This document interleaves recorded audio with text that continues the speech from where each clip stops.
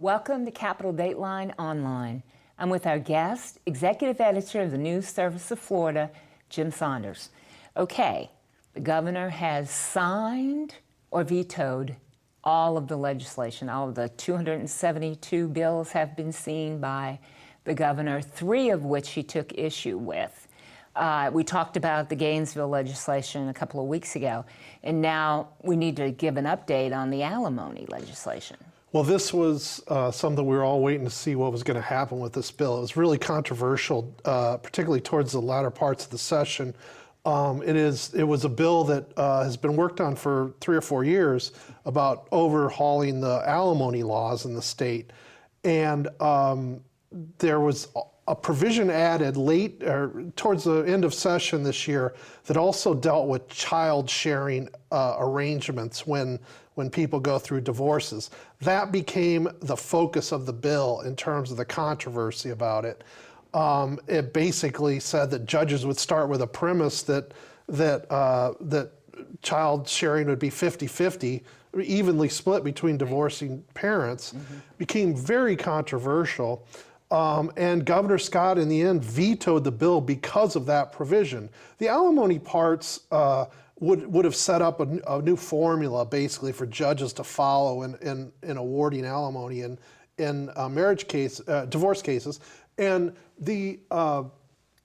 sort of there have been combatants on this issue for years. In fact, there were protests at the Capitol with the people. Last week there was protests, but many of the groups who had been involved had sort of agreed on worked out the alimony portion of the bill. But this child sharing part was not worked out, and it was very controversial. And as you said, last week there were groups on both sides holding rallies at the Capitol urging Governor Scott to either sign the bill or veto the bill. Now, a lot of that discussion was on the alimony portion, not the child sharing, but regardless, Governor Scott, basically his veto message was all on the child sharing. He said that he views it as putting the child's best interest as the priority in divorce cases, and that he was concerned about the child sharing part of it.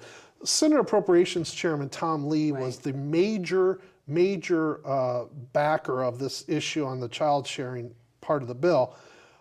He was clearly not happy after the governor vetoed it. He put out a lengthy statement that basically said, the governor's not given his real rationale for why he did that. But if you read the governor's statement, he gave a big picture view of how he views the difficult situation that goes on in divorce cases about child sharing, child custody, those issues. And he basically said that he thinks judges need to have discretion to act in the best interest of children. I do think we're going to see this issue back. Right. We may not see the child sharing much as back as the alimony. He's now vetoed alimony bills twice. He did it in 2013 as well, and he did it this year. But Representative Rich Workman, who's the House Rules Chairman, he's been really the one who's he's pushed through the alimony changes through the legislature. And he was already saying, we're going to be back. Now, Workman has to get elected this year. Exactly. He's running for the Senate, so he's trying to get elected to a new seat in a what's going to be competitive district. So we don't know whether Workman's going to be back, but I do think the issue is going to be back in one way, shape, or form. Now, whether they tie together the alimony and child sharing again, I don't know, but it appears the governor certainly has concerns about part of it. And then a bill that passed quickly, unanimously through the legislature on grants for dental care has also been vetoed. Yeah, this was sort of a surprise to me and I think pretty much everybody else. There's a bill that passed unanimously in both the House and the Senate, and basically it would have set up a program in which the state would have provided grants to dentists to go work in underserved communities. They could use this money to pay off dental school loans or to buy equipment, those sorts of things. And it was intended as an incentive for dentists to go work in underserved areas. There's been a large problem for years in Florida in terms of dentists not working in a lot of rural areas or low-income areas. There's been problems, and it was just part of a recent settlement the state reached on Medicaid program, a lot of it focused on dental care for pediatric patients, children, and how historically the state's treatment of that had been not up to par, let's put it that way. This bill would have sought to give incentives for dentists to move into those areas, and the governor vetoed it, and it passed unanimously. The Dental Association supported it. There wasn't opposition from that end of things. He basically said that there were not enough safeguards built in about how the money could be used. He also said that there are other programs in place and that this would be essentially duplicative of what's already out there in Medicaid and other programs. But it did really catch everybody surprise. It may be back next year. A little early to tell on that one. It wasn't a major issue during session, but it was popular in the legislature. So. And then we have one more issue to talk about, and that is the new insurance commissioner. We need to have an agreement between the governor and the commission on this, and the insurance commissioner. Well, the way the process works is the governor and Chief Financial Officer Jeff Atwater have to agree on a candidate to become insurance commissioner. Then it goes to the full cabinet. Right. Little backstory. Kevin McCarty's been the insurance commissioner since I believe it's 2003. He announced 13 years. He announced earlier this year he's going to resign as of the 1st of May. And that set off a search for a new insurance commissioner. They had 50-some applicants. It came down to 2.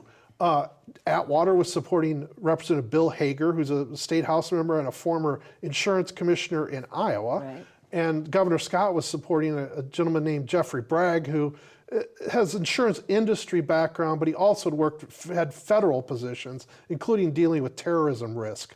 And it got to the cabinet last month, and those 2 could not agree on they could not settle on a candidate, so they had to reopen the search. It's going to be coming back before the cabinet next week, and so the insurance industry is really watching this one closely. I mean, the insurance commissioner is a very important job in every state, but in Florida, probably even more than most states because of property insurance issues. I mean, hurricane season starts June 1st. We get into the thick of it about August 1st, and the insurance commissioner plays an important role in that. But there's a whole nother side to the insurance commissioner in terms of, all kinds of forms they have to deal with and all sorts of regulations they have to deal with. It's a very complicated job. And in Florida, it's a big deal. And there's other issues out there. I mean, all the health insurance issues over the past few years, it's all gone, It's a huge job. That's gone through it. There's workers' comp issues out there. There's a lot on the plate. So it's going to be interesting to see next week whether Governor Scott and CFO Atwater can reach agreement on a candidate and they can move forward with it. And they've got to pretty quickly. Well, there's really not any definite time frame, but I would think that they're going to want somebody in place ramped up by the time hurricane season gets into full swing. Won't be long. Thank you, Jim. For more news about Florida government and politics, visit the Advances section of our website and keep coming back to Capitol Dateline Online for daily postings.